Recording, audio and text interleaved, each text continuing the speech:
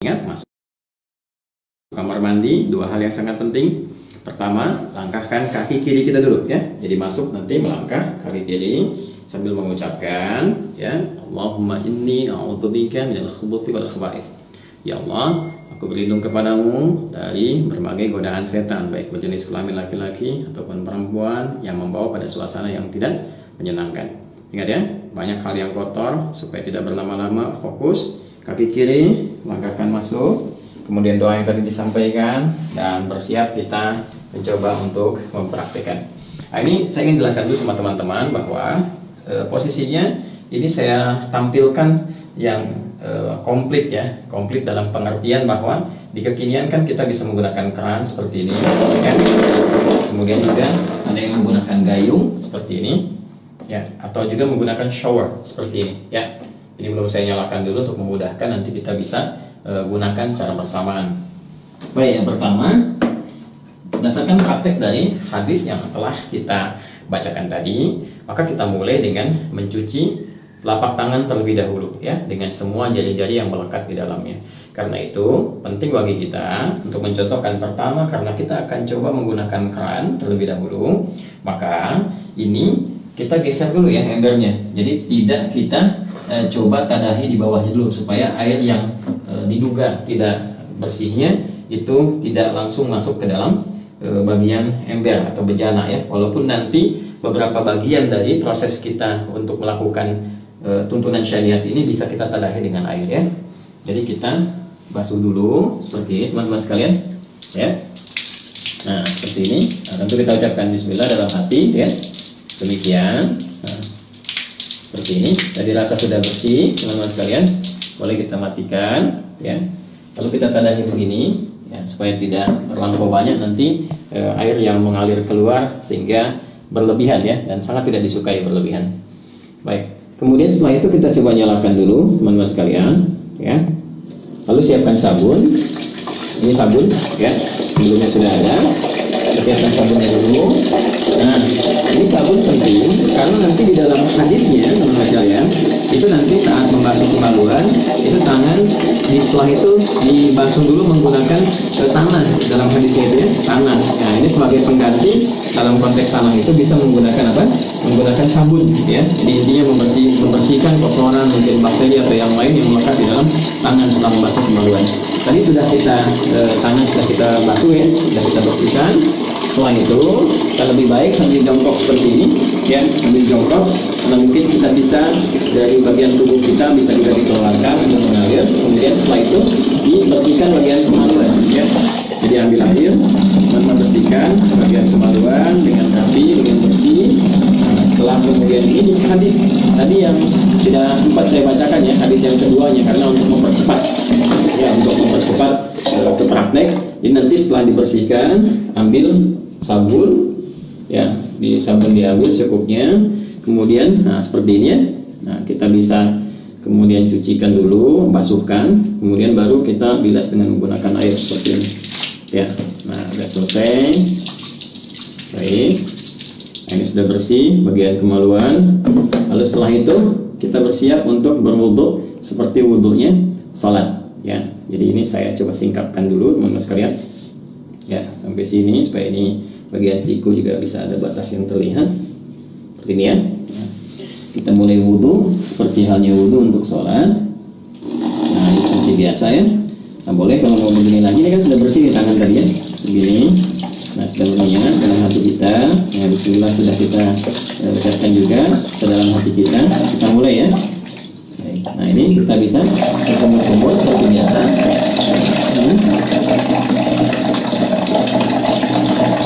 Nah, boleh berkumur-kumur itu bisa sambil berkumur demikian. Lalu kemudian kita bisa serap sambil istinsyak dan istinsyak seperti ini cara pertama.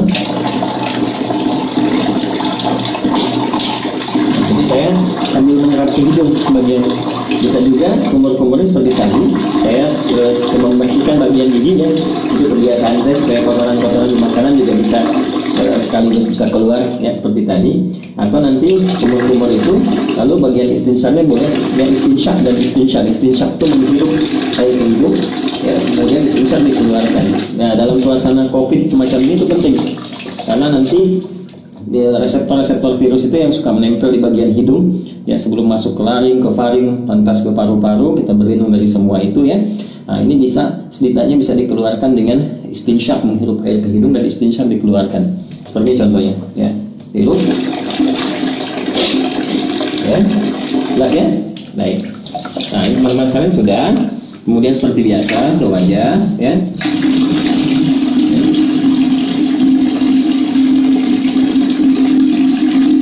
Nah, teman-teman ya, ingat yang pernah saya contohkan. Jadi ngambil air, ini saya ambilkan. Ini nggak apa-apa saya agak ini karena saya tadah di bawah ya. Nah, seperti ini. Lihat baik-baik. Nah, begini. Ini yang jempol ya, ke bagian belakang telinga begini. Lalu seperti ini, teman-teman. Nah, tadi sudah begini ke bagian belakang, begini. Nah, yang telunjuk ke sini untuk membersihkan bagian ujung-ujung mata. Tuh. Kalau yang ada jenggot mulai seperti ini ya. Baik, seperti biasa 2-3 kali, jadi boleh 2 kali, boleh 3 kali untuk menyempurnakan. Saya contohkan seperti itu saja ya. Jadi kemudian teman-teman, nah ini kalau biasanya saya kalau nggak pakai tada di bawah seperti di tempat wudhu masjid atau apa, ini dibuka, nanti biasanya saya matikan dulu gini. Tuh. Ya, tangan sampai siku seperti biasa, kanan dulu sampai selesai ya. Lalu setelah itu biasa yang kirinya ya, ini 2 kali, bisa 2 kali ya, sampai 3 kali, baru setelah 2-3 kali kiri ya. Nah, ini juga sama ya, 2-3 kali teman-teman sekalian. 2-3 kali itu ambil air lagi ya, kalau kita mau rasakan begini nggak ada masalah sekali. Terus setelah itu bagian kepala kita rasakan ya, diusap sini ke belakang, balikan kembali ya, boleh langsung ke telinga begini ya, ya seperti ini boleh ya, atau juga bisa teman-teman lakukan kepala dulu, balik, kemudian ambil air lagi untuk telinga ya. Nah, bagian kaki ini bisa kita lakukan sekarang ya, seperti biasa wudhu biasa. Bagian kakinya misalnya seperti ini ya, ambil begini kan. Nah, ini teman-teman, nah, seperti ini. Nah, yang tadi lagi ya, ke kanan, kemudian juga yang kiri ya, disempurnakan teman-teman seperti biasa teman-teman lakukan ya. Yang kirinya, nah ini boleh dulu bersihkan ujung-ujungnya seperti ini ya. Nah, boleh di sini. Nah, ini kalau teman-teman mau lakukan habis yang pertama, bisa yang kedua, ini nggak dibasuh dulu kaki ya. Setelah selesai tadi ke kepala, ke telinga, jadi langsung kemudian melakukan ke yang selanjutnya, tahap selanjutnya. Apa itu? Yaitu ambil air seperti ini ya, bisa kita tumpahkan dulu sedikit seperti ini, lalu di sela-sela sini ya, sampai kita merasakan pori-pori kepala itu sudah mulai basah ya, begini ya teman-teman sekalian. Nah, kita bisa ambil lagi. Ini biarkan mengalir juga apa-apa. Nanti terakhir kita dari gayung ya. Nah, seperti ini. Nah, saya letak ya. Nggak ada beda laki-laki dengan perempuan ya. Nah, seperti ini. Ya. Nah, setelah itu cukup, bisa sekali, bisa 2 kali ya. Setelah itu teman-teman disebutkan dalam hadis, kemudian lagi mengambil air tertentu, bisa dengan ini, bisa dengan tadi kan dengan ini ya, dengan kepalan, bukan kepalan terbuka begini ya, antara telapak tangan kanan kiri disatukan begini, kemudian disiramkan ke kepala, untuk ke kepala dulu, meratakan kepala seperti ini ya. Nah, jadi bisa aja sebenarnya pakai telapak tangan ke kepala dulu, tadi kan sedikit-sedikit ya di sela-sela. Kalau ini meratakan, atau bisa menggunakan ini juga boleh, gunakan kerangnya. Saya coba contohkan pakai ini dulu. Tuh ya, secara menyeluruh, jadi selesai gitu ya. Atasnya ini 3 kali ya, jadi 3 kali dicontohkannya ya. Jadi kita seperti ini, ya boleh pakai gayung juga, ini untuk kepala dulu ya. Tadi kan kepala.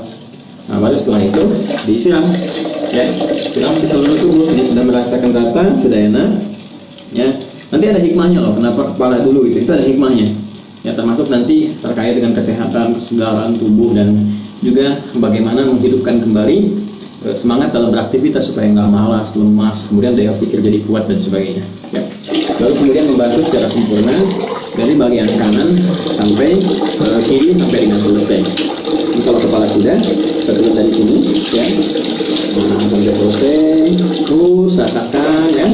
Ini juga tinggal sini, terus rasakan sampai dengan selesai, ya. Sampai selesai semuanya, ya. Sabun seperti biasa. Nah, kalau pakai shower, nah ini ya di atas ini. Nah, ini saya turunin dulu ya, biar memudahkan, biar nggak ini sama kamera, kan ini bisa begini juga, ya. Nah, ini tinggal begini aja, atau dipasang di atas seperti tadi, ya. Nah, ini pasangkan lagi. Nah, kemudian seperti ini. Nah, ini lebih rata ya. Ambil kanan, ini pakai apa?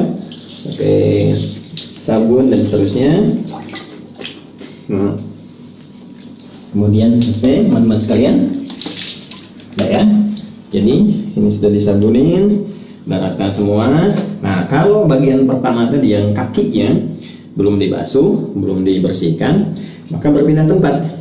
Ya, berpindah tempat tuh gini supaya tidak teraliri oleh air yang tadi sudah kita basuhkan ke tubuh kita, sehingga masih bercampur kotoran-kotoran yang mungkin tidak mengalir sempurna. Itu ya hikmahnya. Maka berpindah sedikit, pindah sedikit kan. Kemudian kita mulai basuh kaki ya, yang tadi belum terbasuh dalam wudhu tadi pada hadis yang pertama.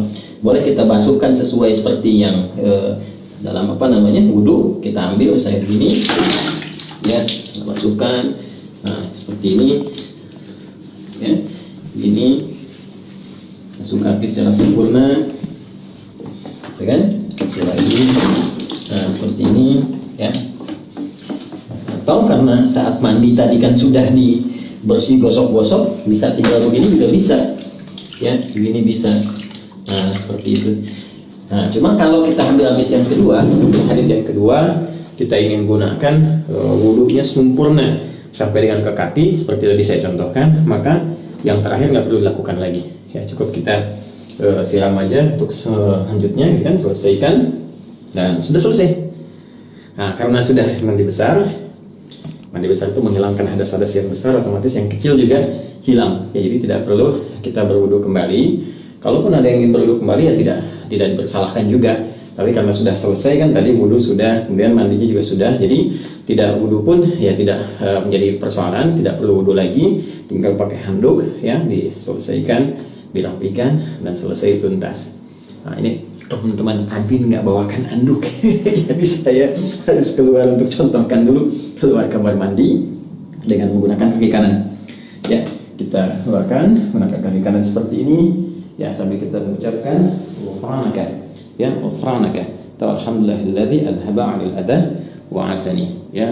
Ya Allah ampuni kami, ya Allah maafkan, karena saat tadi di kamar mandi kan kita nggak berzikir ya, nggak mengucapkan kalimat thayyibah, dan dalam situasi tempat yang tidak bersih dan penuh dengan godaan-godaan setan. Kemudian kita juga bersyukur pada Allah, segala puji bagi Allah yang telah menghilangkan berbagai gangguan dan menyehatkan kita setelah kita mandi kembali. Jadi mandi itu ada kaitan dengan kesehatan, kekuatan. Nah, itulah Islam mengajarkan kita.